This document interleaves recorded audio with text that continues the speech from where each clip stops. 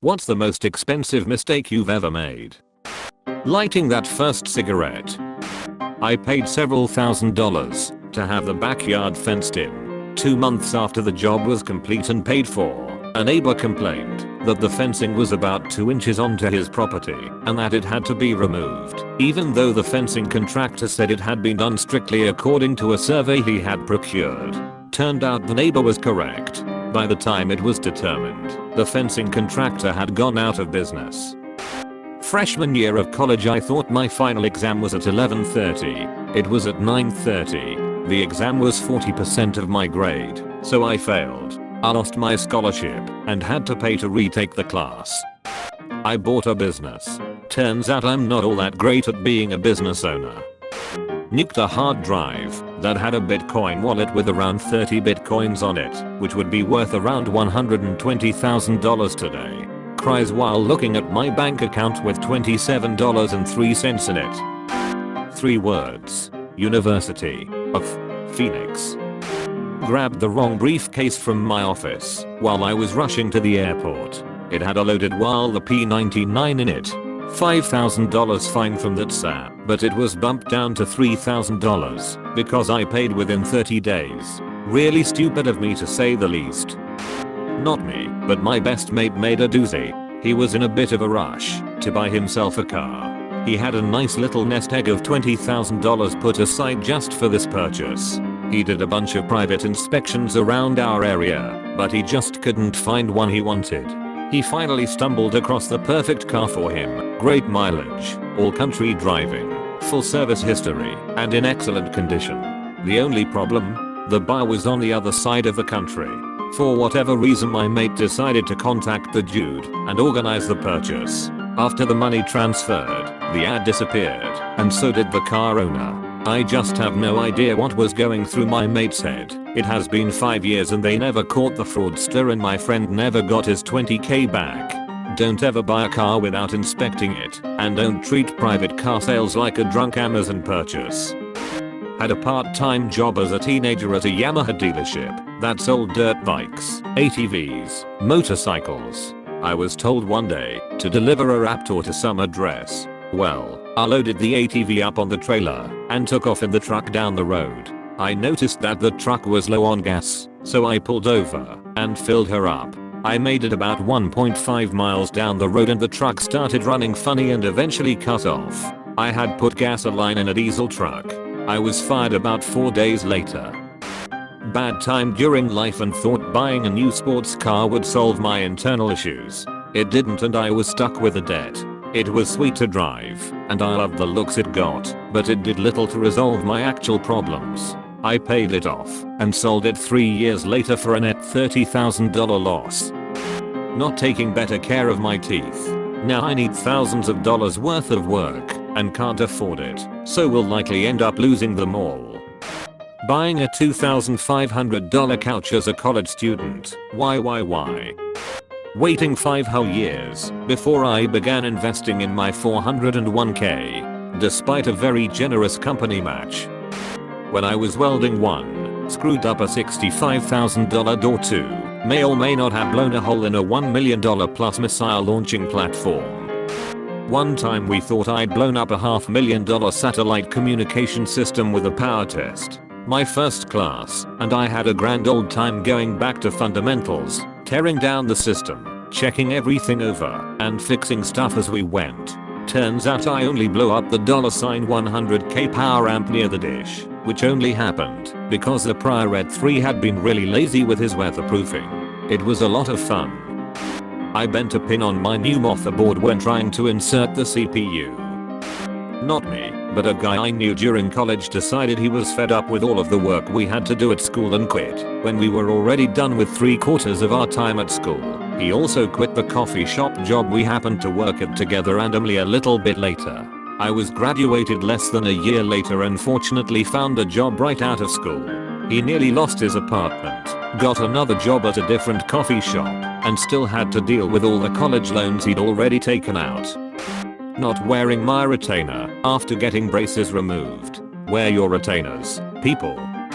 About 15 years ago I met a girl, we'll call her Betty. We met online and got along well.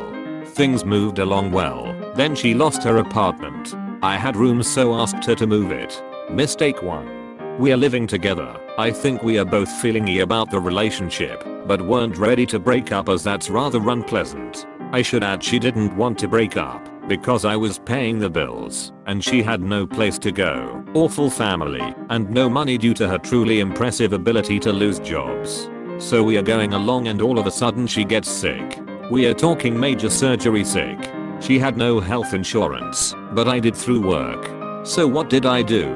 Being the stand-up guy that I am, I married her to get her on my health insurance so she could get better. Mistake 2. She had multiple surgeries and procedures etc and of course couldn't work. I was lucky enough to have been given stock for birthday/Christmas gifts by my father and they'd gone way up. I was sick of apartment living and wanted out of the city and back to the burbs. I cashed in all the stock and bought a small house for us to live in.